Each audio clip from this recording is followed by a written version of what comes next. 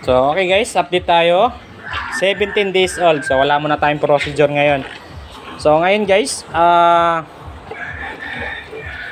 konting idea sa nagtatanong po sa karayom. So para hindi kayo malito, ang gamit ko lang po ito. Sa mga biik na sumususo pa lamang, disposable po ang gamit ko. Ito. So ang sukat nito, dalawa ang sukat nito guys, kaya pag bumili kayo, tingnan nyo. 26G by 1/2. So meron din itong 26G by 5/8. So ito pwede ito sa mga bagong panganak. So yung 5/8 pwede yun sa mga ganito na yan, ganyan na.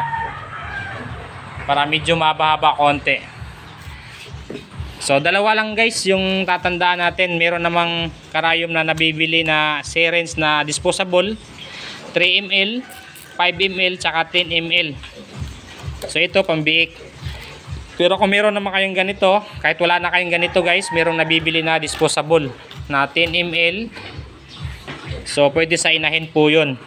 So dito tayo sa heavy duty na syringe.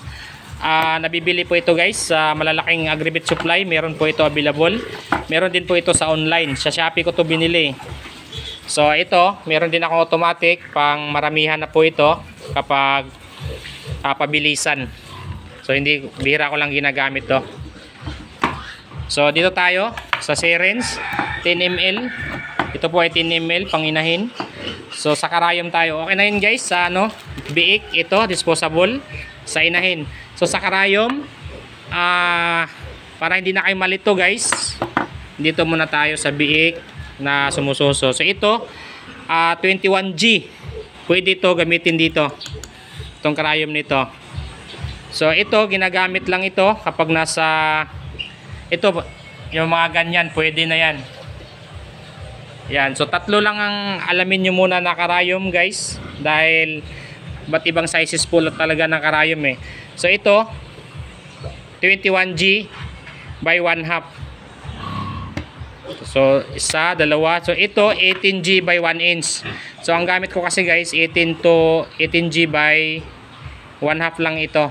So wag muna kayong gumamit ng 1/2 dahil may technique po ito para umabot sa laman yung gamot na ini-inject natin, kasi maiksi lang kasi ito.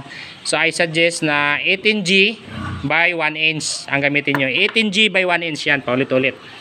So ito may 17 dito, masyadong malaki na to, wag na to.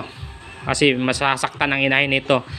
So nagkakapubya ang inahin dyan sa malalaki. So ito naman masyadong maliit pero mahaba. Nababali lang po ito. Wag po kayong gumamit, free lang kasi ito. Wag na po kayong gumamit nito dahil nababali lang to. Dahil ang inahin kapag nag-inject tayo is malikot. So ito lang tandaan nyo sa mga biik na sumususo pa lamang disposable. Sa mga walay ito pwede ito. Pwede naman itong disposable.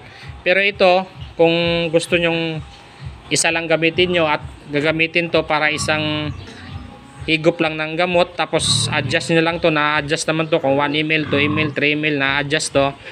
So ito po ang gamitin nyo, 21G by 1/2 lang po ito. Maiksi, pwede na ito sa mga bagong walay dahil hindi naman po pwedeng masyadong mataas. So tatlo lang alamin nyo guys, disposable, 18G by 1 inch, nakarayom sa inahin. Hindi kalakihan, malaki ang butas, hindi rin po siya maliit. So yun lang guys, sana nakatulong. Maraming salamat. Happy farming everyone and God bless.